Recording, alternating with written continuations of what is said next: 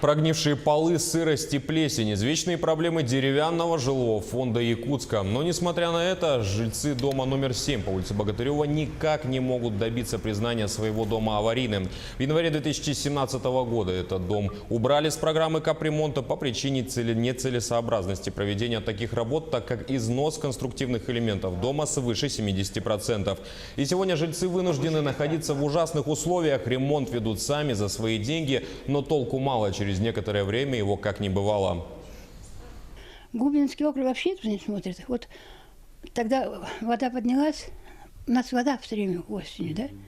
И зимой у нас поднялась полы поднялись, и я не могла выйти.